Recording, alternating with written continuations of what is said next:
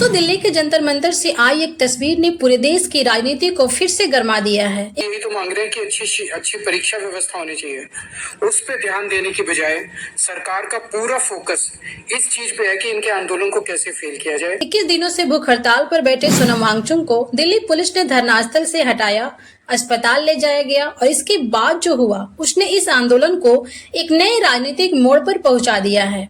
पहले शिक्षा मंत्री धर्मेंद्र प्रधान के इस्तीफे की मांग हो रही थी, लेकिन अब आंदोलन का नेतृत्व कर रही सीजेपी यानी कि कॉकरोच जनता पार्टी ने सीधे प्रधानमंत्री नरेंद्र मोदी से इस्तीफा मांग दिया है। हम धर्मेंद्र प्रधान का इस्तीफा मांग रहे थे नीट में जिन बच्चों की आत्महत्या हुई उनके जिम्मेदारी के लिए, लेकिन आज जो नीच हरकत करी है सरकार ने, अब हम नरेंद्र मोदी का इस्तीफा मांगेंगे।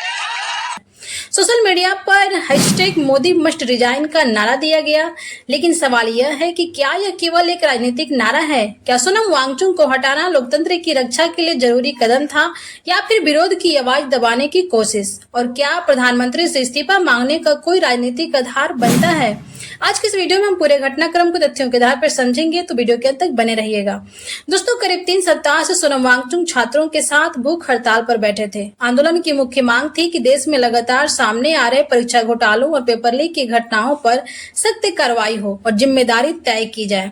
अनशन लंबा चलता गया और खबरें आने लगी कि उनकी तबीयत लगातार बिगड़ रही है। इसी बीच अदालत ने भी प्रशासन से कहा कि वांगचुक के स्वास्थ्य का विशेष ध्यान रखा जाए।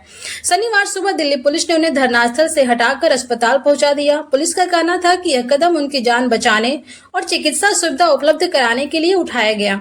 यहीं से पूरे मामले ने नया मोड़ ले लिया। वांगचुक को हटाने के बाद सीजेपी और आंदोलन से जुड़े लोगों ने इसे लोकतांत्रिक अधिकारों पर हमला बताया।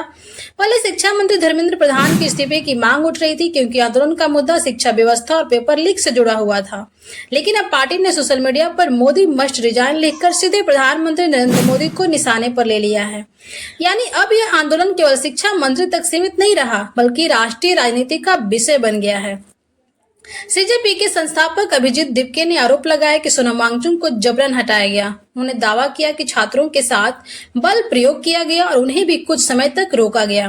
दिपके ने वीडियो जारी कर लोगों से अपील की कि देश भर में शांतिपूर्ण प्रदर्शन किए जाएं। उन्होंने कहा कि विरोध करना लोकतंत्र का अधिकार है और इसे दबाया नहीं जाना चाहिए। हालांकि इन आरोपों पर प्रशासन का पक्ष जो है अलग है। दिल्ली पुलिस का कहना है उनकी प्राथमिक जिम्मेदारी किसी भी नागरिक की सुरक्षा और जान बचाना है। यदि कोई व्यक्ति लंबे समय तक भूख हड़ताल पर हो और उसकी तबीयत गंभीर रूप से खराब होने लगे तो प्रशासन हस्तक्षेप कर सकता है।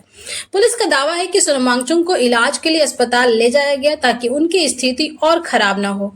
यानी पुलिस इसे स्वास्थ्य और सुरक्षा से जुड़ा फैसला बता रही है, जबकि आंदोलनकारी इसे लोकतांत्रिक अधिकारों का हनन मान रहे हैं।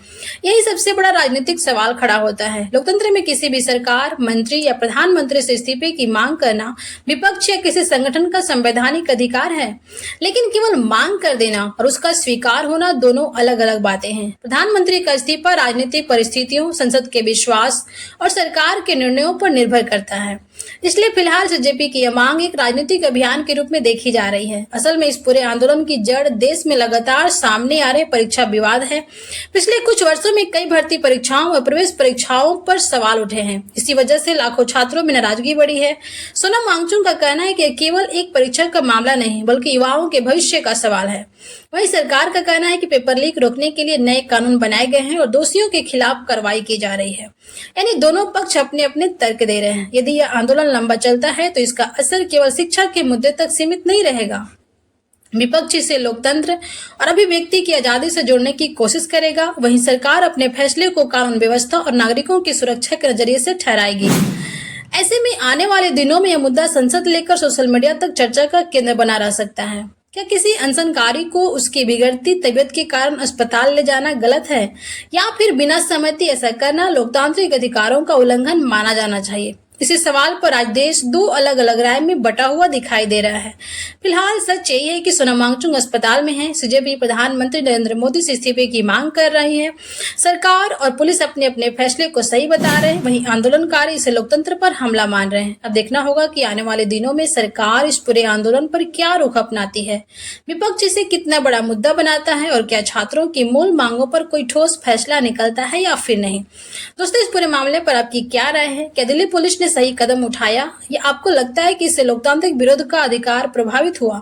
अपनी राय हमें कमेंट बॉक्स में जरूर बताइएगा। अगर वीडियो पसंद आया हो तो लाइक कीजिएगा, दोस्तों के पास शेयर कीजिएगा, चैनल पर नए हो तो सब्सक्राइब करके बेल आइकन जरूर प्रेस कीजिएगा। तो मिलते हैं नेक्स्ट वीडियो में, तब तक के लिए जय हिंद, जय भारत।